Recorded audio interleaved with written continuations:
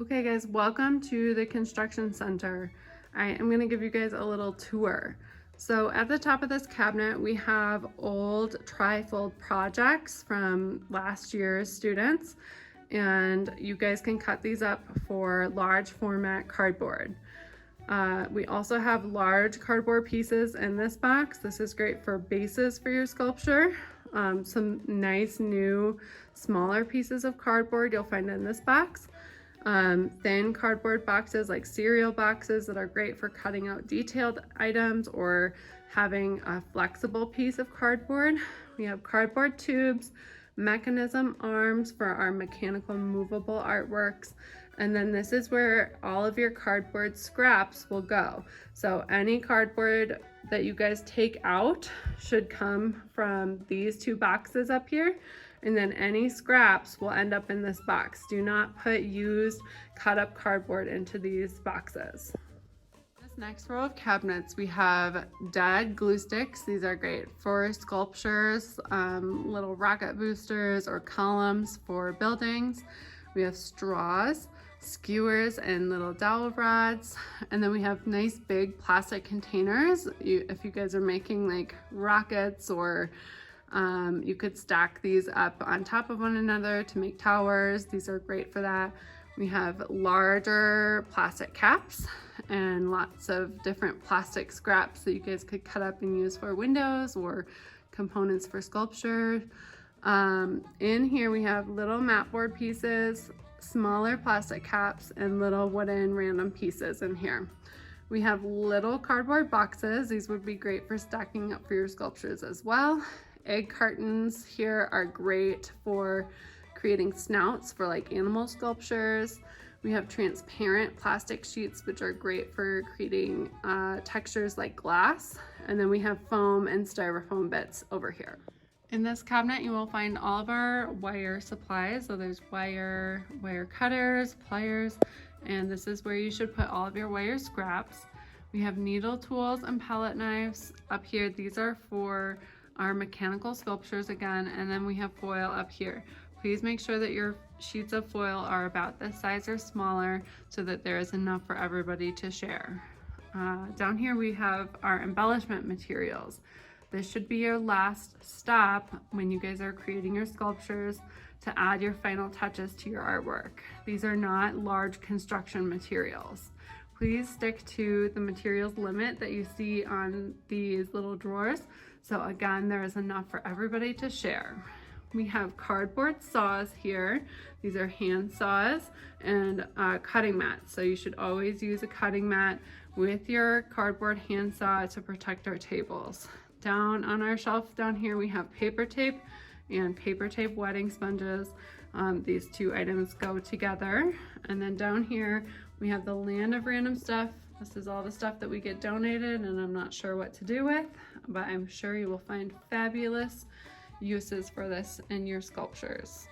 In this corner of the construction center, you will find several useful posters and examples on relief sculpture, our cardboard attachments, how to create tinfoil sculptures, our hot glue safety, as well as our tests for our sculpture, the upside down shake test, balance test, and transformation test, as well as the size tester inside of this cabinet. Your sculpture must pass all three of these tests in order to be considered a final project. Okay, on the counter here you will find things like Elmer's glue and glue sticks. We have lots of scotch tape, staplers, masking tape. This is where our scissors live, as well as our hole punches. This is the hot glue station. This is the only place that you should use hot glue in our classroom on this protected surface. And up in the cabinet you will find Model Magic clay. This is, again, for very small detailed items, not for large scale sculptures. And if you ever need more hot glue sticks, you can find them up in this cabinet. Please ask me to get them down for you so that we are not going crazy with the hot glue. This is where you'll find the zip snips in the construction center. Zip snips can be a great tool for cutting large pieces of cardboard in straight lines. When you need to use a zip snip, You can sign it out here. You can put the date, your name, the number zip snip you've checked out, and the time that you've checked it out. When you return it back into the box and plug it back into its charger, then you can put the time that you have placed it back in the box on the end slot. This is how the zip snip works. So there is a safety on it. This is our safety button, and this big handle button will not press down unless the safety is pressed. When you want your zip snip to go, you can press this safety button down in either direction and then depress the handle button. That makes the blade spin.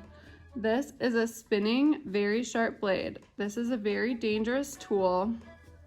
If used incorrectly, it's possible to cut yourself or your classmates. If this tool is being used improperly, it will be taken away from the entire class and disciplinary action will be taken against you. Like I said, the zip snip should only be used to make long cuts on large pieces of cardboard. When I'm using the zip snip, I'm keeping my other hand very far away from it so that I don't get it anywhere near the spinning blade.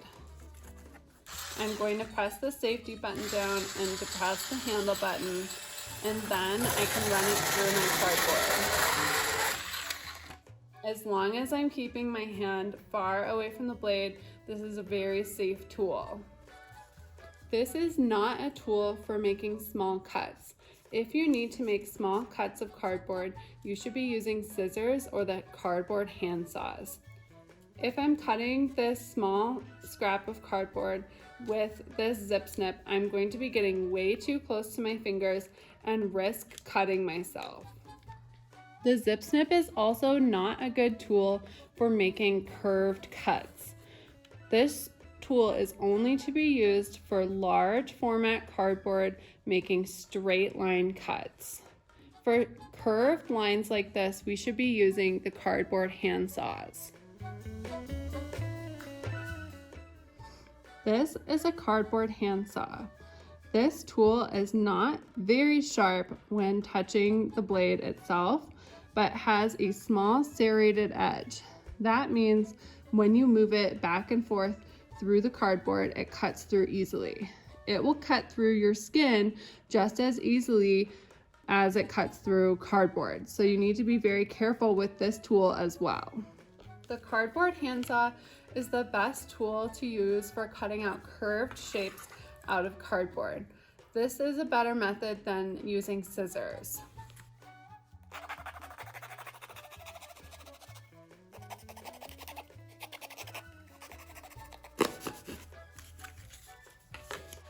Lastly, the cardboard handsaw can be a great tool for creating score marks in your cardboard to create curves for your sculptures. When I am scoring my cardboard, I'm doing this lightly so that I don't score all the way through to the back side of the cardboard. I'm leaving a layer intact on the back side. I can just work down the cardboard using this method to create scores all along my piece of cardboard.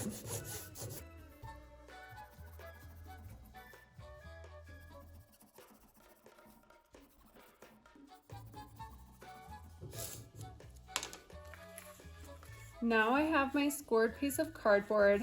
It has all of my score marks on one side, and now I can use this to create flexible, curved shapes in my cardboard.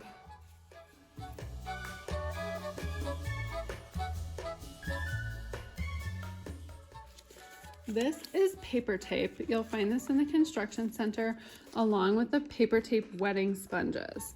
What this is just a thin piece of paper with adhesive on this shiny side. When this adhesive gets wet, it becomes sticky, and this is great for sticking corners together and using it as an L brace.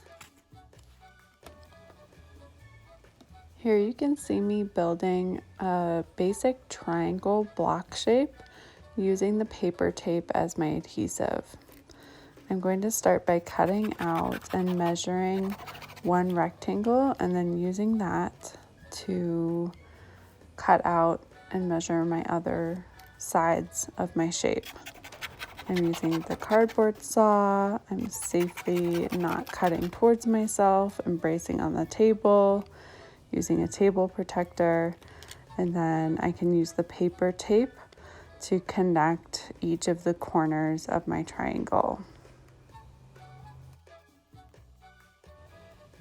Paper tape is a much safer and easier and faster way to connect corners rather than using long lines of hot glue for your construction. Now you can see me using the triangle shape that I've created to put on a base piece of cardboard and measure and cut that out. Notice I'm using the zip snip safely. I'm keeping the blade at least 6 inches away from my other hand, and I'm using it only to make long, straight cuts. So now I can use the paper tape on the corners to connect my cardboard together. I'm just going to use this paper tape wetting sponge and wet it down, and then overlap it on both sides of my cardboard that I'm trying to connect, and then give it a few seconds and it should adhere the two pieces together. Whenever I'm using pieces of paper tape, I can cut them down to the size that I need. This is just like paper. We can cut it to any size that we need using scissors. And whenever you're applying it, you do not need your paper tape to run the entire length of the connection that you're trying to create.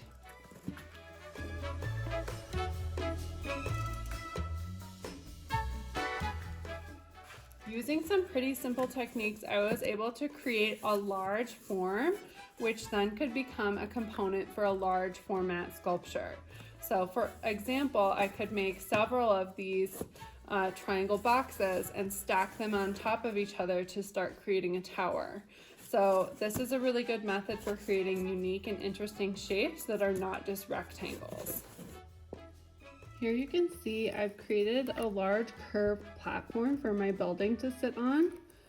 So I created this by first cutting out these flat curved shapes, and then I cut out a piece of 1 inch flexible thin cardboard, and then I was able to adhere those together using the paper tape and cutting little notches in the paper tape to allow for those curves in the attachments.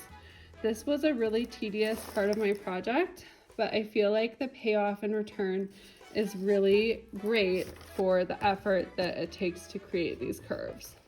Here I have a few other examples on a smaller scale that could be applied to large scale sculptures.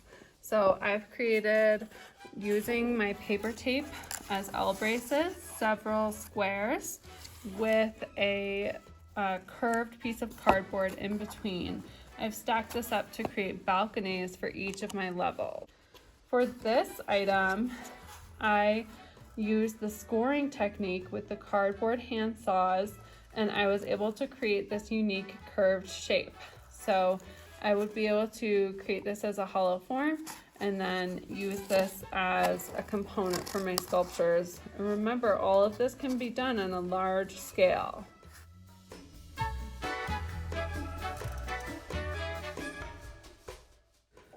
When I'm cleaning up, I'm taking care to gather up all of my materials and put them away in the proper spot. Things could get very messy in the construction center, so it might be a good idea to clean up as you go throughout class.